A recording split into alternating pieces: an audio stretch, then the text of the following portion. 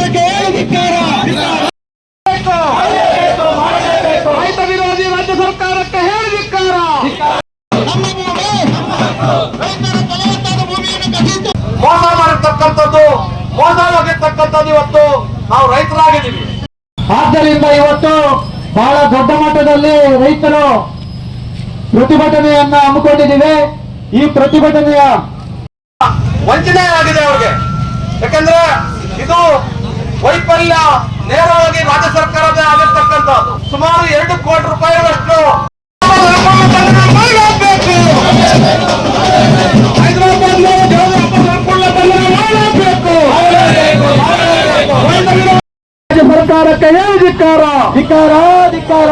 ಕಳ್ಳ ಜೋಳ ವ್ಯಾಪಾರಸ್ಥರನ್ನು ಕೂಡಲೇ ಬಂಧನ ಮಾಡಲೇಬೇಕು, ಮಾಡಲೇಬೇಕು. ಸಮೀರ್ ಅಹಮದ್ ಅವರನ್ನು ಕೂಡಲೇ ಸಂಪೂರ್ಣ ವಜಾ ಮಾಡಲೇಬೇಕು. ತಿಂಗಳಿಂದ ಕಂಟಿನ್ಯೂಸ್ ಟಿವಿಗಳಲ್ಲಿ ಬರ್ತಾ ಇದೆಯಣ್ಣ, ಪ್ಲೇ ಆಗ್ತಾನೆ ಇದೆ. ಅವ್ರಿಗೆ ಮಾನ ಮರ್ಯಾದೆ ಇದೆಯಣ್ಣ. ಒಂದು ಮಿನಿಸ್ಟರ್ ಆಗಿ ನನ್ನ ಮೇಲೆ ಇಷ್ಟೊಂದು ಟಿವಿಗಳಲ್ಲಿ ತುಂಬಾ ಬರ್ತಾ ಇದೆಯಲ್ಲ, ನಾವೇನೋ ಒಂದು ಅದಕ್ಕೆ ನ್ಯಾಯ ಕೊಡ್ಬೇಕು ಅನ್ನೋದಕ್ಕೆ ಜ್ಞಾನ, ಸ್ವಲ್ಪ ಜ್ಞಾನ ಇಲ್ವಣ ಅವ್ರಿಗೆ? ಅವರು ಹಣ ನೋಡೋಣ, ಅವ್ರ ಚರ್ಮ ದಪ್ಪ ಆಗಿದೆ, ಅದಕ್ಕೆ ಸೂದಿಗಳಲ್ಲಿ ಚುಚ್ಚಬೇಕಾಗ್ತದೆ ಅವನಿಗೆ. ಅವನು ನಾಲಾಯಕ ಮಿನಿಸ್ಟರ್, ಅವನು ಕೂಡಲೇ ವಜಾ ಆಗ್ಲೇಬೇಕು. ನಮ್ಮ ಸಿದ್ದರಾಮಣ್ಣ, ಡಿ.ಕೆ. ಶಿವಕುಮಾರ್ ಅಣ್ಣ ಹತ್ರ ನಾನು ಕೇಳ್ಕೊಳ್ಳೋದು ಒಂದೇ, ಅವನು ಸಂಪುಟದಿಂದ ಕಿತ್ತು ಬಿಸಾಕ್ಬೇಕು. ಇಲ್ಲ ಅಂದ್ರೆ ನಮ್ಮ ನ್ಯಾಯ ಕೊಡ್ತೀರಾ ಇದ್ರೆ ನಾವು ಉಗ್ರ ಹೋರಾಟ ನಿಲ್ಸಲ್ಲ. ನಾವು ಯಾವುದೇ ಕಾರಣಕ್ಕೂ ಈ ಹೋರಾಟ ಅಂತೂ ನಿಲ್ಲಕ್ಕೆ ಚಾನ್ಸೇ ಇಲ್ಲ. ಕೂಡಲೇ ಅವ್ರು ಬಂದು ನಮ್ಮ ಸಮಸ್ಯೆ ಇತ್ಯರ್ಥ ಮಾಡಿ ನಮ್ಮ ರೈತರು ಕೊಡ್ಬೇಕಾಗಿರೋದು 1,89,00,000. ಅದು ಬಿಟ್ಟು ತುಂಬಾ ರೈತರಿದ್ದಾರೆ ನೋಡಿ, ಅವರಿಗೆ 25 ಲಕ್ಷ ಕೊಡ್ಬೇಕು. ಸೂಟೂರು ರಾಮಕೃಷ್ಣಪ್ಪ ಅಂತ, ಅವ್ರಿಗೆ 25 ಲಕ್ಷ. ಕೋಲಾರಿಂದ ಬಂದಿದ್ದಾರೆ. ಮತ್ತೆ ನಮ್ಮ ನರ್ಸರೆಡ್ಡಿ ಅಂತ ಇದ್ದಾರೆ, ಅವ್ರಿಗೆ 3 ಲಕ್ಷ ಕೊಡ್ಬೇಕು. ನರಸಿಂಹರೆಡ್ಡಿ ಅಂತ ಒಬ್ರು ಇದ್ದಾರೆ, ಅವ್ರಿಗೆ 15 ಲಕ್ಷ ಕೊಡ್ಬೇಕು. ಕೈ ತಪ್ಪ ಮೇಲೆ ಎಲ್ಲ ಗೊತ್ತಾಗ್ಬೇಕು, ನಮ್ಮ ರೈತ ಅಣ್ಣ ತಮ್ಮಂದ್ರಿಗೆ ಗೊತ್ತಾಗ್ಬೇಕು. ಎಲ್ಲ ಕೈ ಹತ್ರಿ. ಇನ್ನ ನೋಡಿ, ಅಲ್ಲಿ ನರ್ಸರೆಡ್ಡಿ ಅಂತ ಇದ್ದಾರೆ, ಮತ್ತೆ ಇನ್ನೊಬ್ರು 1,20,00,000 ಇವ್ರಿಗೆ ಕೊಡ್ಬೇಕು, ಇವ್ರಿಗೂ ಕೊಡ್ಬೇಕು. ನಾನು ತುಂಬಾ ಈ ದುಡ್ಡನ್ನ ತುಂಬಾ ರೈತರು ಕೊಡೋದಿದೆ. ಮನೆ ಹತ್ರ ಬಂದು ಕೆಟ್ಟ ಮಾತೆಲ್ಲ ಬೈತಾ ಇದ್ದಾರೆ. ಏನೇ ಆಗ್ಲಿ ಕೂಡಲೇ ಇದನ್ನ ಈ ನಮ್ಮ ಮೀಡಿಯಾ ಮುಖಾಂತರ ಹೇಳಕ್ ಒಂದೇ ಒಂದು ಇಚ್ಛೆ ಪಡ್ತೀನಿ.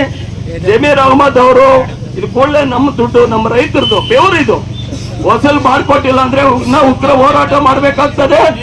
ಯಾವುದೇ ಕಾರಣಕ್ಕೂ ಈ ಹೋರಾಟ ನಿಲ್ಲಲ್ಲ. ತುಂಬಾ 3 ತಿಂಗಳಿಂದ ಕಂಟಿನ್ಯೂಸ್ ಆಗಿ ಬರ್ತಾ ಇದೆ. ಯಾವ ಯೂಟ್ಯೂಬ್ ನೋಡಿದ್ರೆ ಅದೇ, ನಾವು ಜೀವಮಾನದಲ್ಲಿ ನಾವು ಮೀಡಿಯಾ ಮುಂದ್ಗಡೆ ಯಾವತ್ತೂ ಬಂದಿರೋರಲ್ಲ. ನಮ್ ಕಷ್ಟ ಹೇಳಕ್ಕೆ ಬಂದಿದೀವಿ. ನಮ್ಮ ಇನ್ನೊಬ್ರು ಹೇಳ್ತಾರೆ, ನೀನ್ ಮೀಡಿಯಾ ಮುಂದೆ ಹೋಗ್ಬೇಡ, ನೀನ್ ದುಡ್ಡು ಕೊಡ್ತೀವಿ. ಎಲ್ಲಿ ನಮ್ಮ ಮೀಡಿಯಾ ಮುಂದೆ ಓದ್ದಿರ ನನ್ನ ರೂಮಲ್ಲಿ ಏನ್ ಹಾಕೊಂಡು ಸತ್ತೋಗ್ಬೇಕು.